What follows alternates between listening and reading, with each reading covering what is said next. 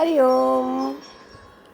छोड़ो कल की बातें, कल की बात पुरानी, नए दौर में लिख डालेंगे मिलकर नई कहानी। हम आत्मज्ञानी, हम आत्मज्ञानी। नया जोश है, नई कहानी है, 21वीं सदी है। भगवान जी का ज्ञान अभी 21वीं सदी में आके कहाँ तक, कैसे वो लोग कैसे थे और आज लोग कैसे हैं, जिनके लिए नए तरीके से ज्ञान की व्याख्या करनी पड़ती है। कैसे कैसे समझ गए दादा भगवान की बातें, भगवान जी की बातें। और आज का सत्संग है बच्चों पर, बच्चों को संस्कार कैसे डाले जाएं, बच्चों को अच्छी बातें, सहनशीलता, शालीनता, जो आज ये चीज़ें नहीं रही हैं, फिर भी जहाँ तक कोशिश की जाए हम उनको दें। बोलते हैं ना, बचपन जैसा भी हो, चाहे बचपन का हो, लेकिन काम ऐसा करें कि कोई जहाँ पहचान बन जाए। कदम ऐसे चलो कि निशान बन जाएं, काम ऐसा करो कि पहचान बन जाए। चाहे 55 की उम्र हो, जिंदगी ऐसे देखो कि औरों के लिए मिसाल बन जाए। हजारों साल पहले अगर ऐसा 21वीं सदी जैसा युग होता, हम कहाँ पिछड़े रहते, चाहे अध्यात्म में चाहे संसार में। We are divine soul of 21वीं सदी, we are spiritual divine souls. और वही एक बार मैंने विवेक चूड़ामणि ही था जो 6ठी शताब्दी में लिखा गया था, वो पढ़ा था, तो उसकी तो लैंग्वेज ही समझ नहीं आएगी किसी को। मुझे पता था, संस्कृत का भी थोड़ा बहुत पढ़ाई करी हुई थी, तो वही अगर आज सुनाने जाओ तो सब चैनल बंद कर देंगे, सुन नहीं सकेंगे।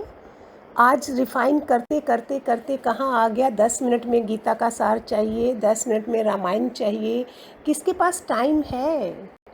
कितना शॉर्ट में आ गया, पूरी रामायण 2 मिनट 10 मिनट में हो गई। कहाँ तक प्रोग्रेस करी सबने? अध्यात्म की भी प्रोग्रेस हो रही है, सतयुग खुलने की प्रोग्रेस हो रही है। इतना बड़ा राम मंदिर कलयुग का पीक बोल रहे हैं, और एक तरफ सतयुग की शुरुआत हो ही रही है।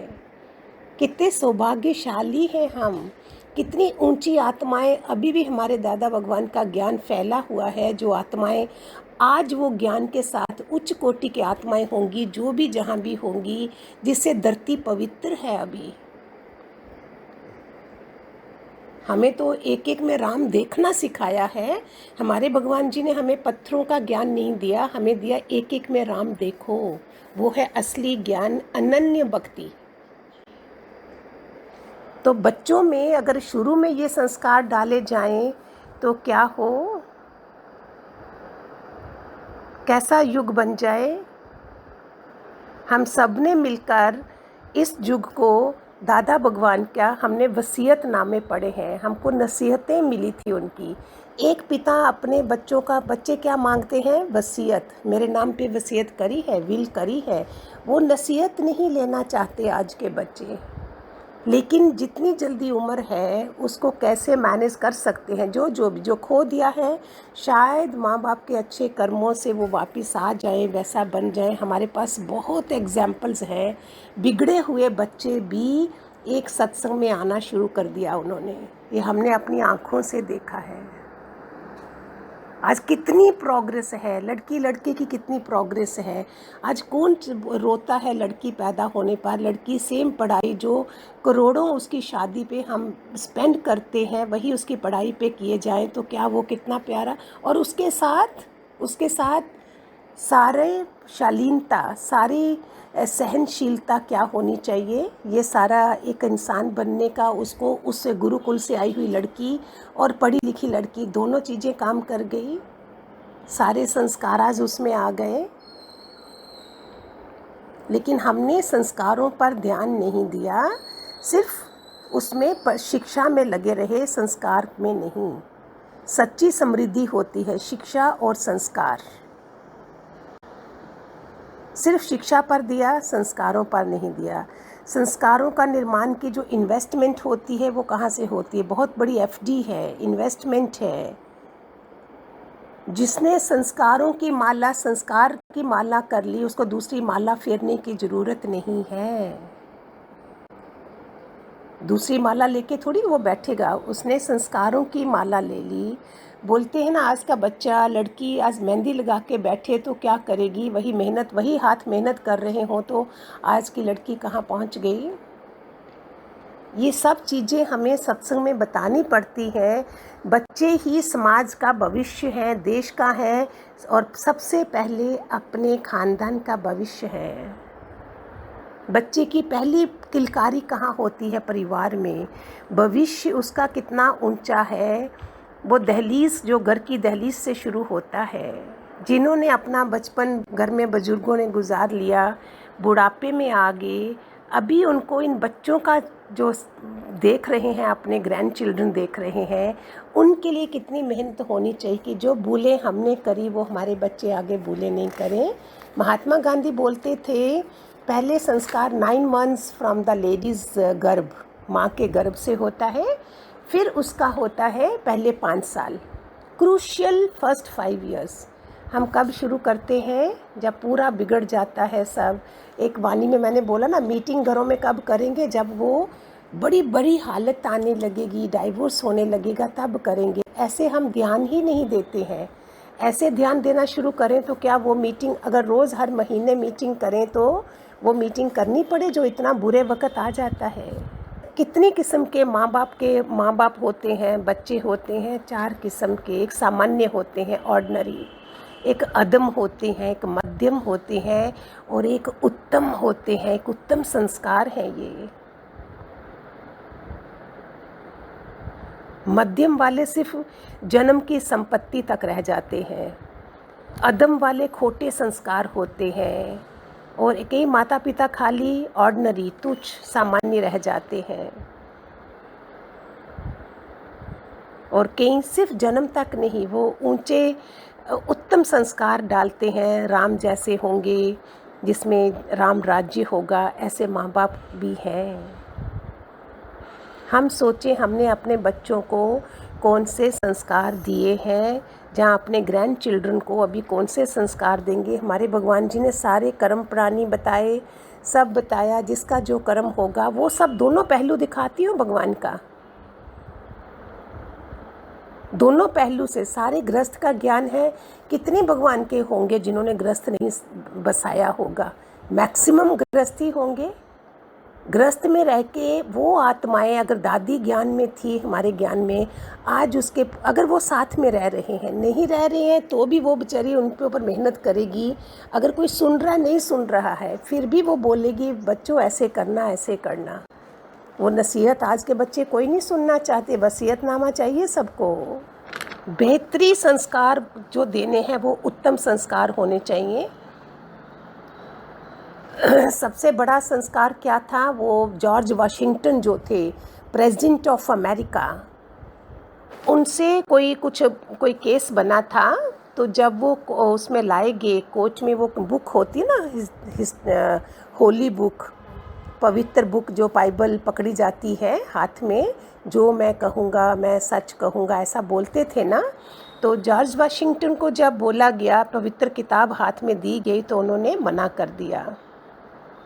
बोले क्यों? बोलते बताता हूँ, मैंने बचपन में कुछ पैसे चुराए थे जो मेरी पॉकेट में ही थे। जब मम्मी ने पूछा था, माता जी ने, उनकी मदर ने, उन्होंने 2 चांटे लगाए, मैंने झूठ बोला था। उसने अपनी माँ के ये वर्ड्स थे कि मैं एक चोर और झूठे बच्चे की माँ के, उसकी माँ कहलाने के बजाय एक बांझ कहलाना पसंद करूँगी। ये जॉर्ज वाशिंगटन के शब्द थे। तो उन्होंने उस पर बोला था, उस दिन से मैंने ठान लिया था मैं झूठ नहीं बोलूँगा। इसलिए मुझे किताब रखने की, हाथ में बोलने की ज़रूरत नहीं है कि जो मैं पवित्र किताब पकड़ के बोलूँगा कि मैं जो कहूँगा वो सच कहूँगा। ये कैसे संस्कार थे? जो हम करते हैं वही बच्चे करेंगे। हम जो भाषा बोलेंगे ना, what is your mother tongue, जो मदर टंग है वही जो सिखाई जाएगी वही होगी, कोई और दूसरी नहीं होगी। इट मीन्स पहला विद्यालय कहाँ है बच्चे का? घर। Mother is the Guru, father is the गुरु। मीठा कैसे बोलना है, कम कैसे बोलना है, कैसे है ये सब।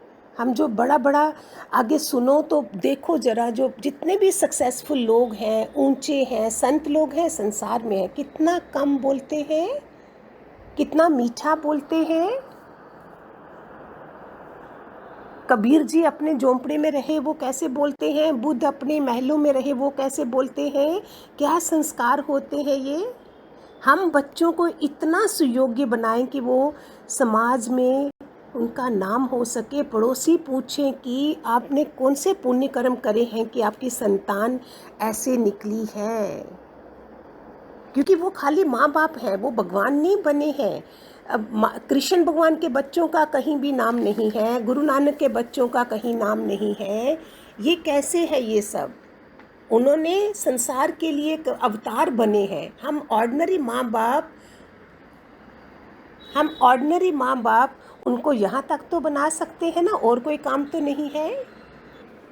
जनरल लोगों का है ये, जनरल माँ बाप, जनरल सत्संग, जनरल भगवान जी ने हर किसी कैटेगरी वालों को, जो ग्रस्त नहीं थे, जो नॉन गृहस्थी थे, गृहस्थी थे, सिंगल थे, सब के लिए निकाला है। परिवार वाले थे उनके लिए अलग निकाला था, सब सत्संग था।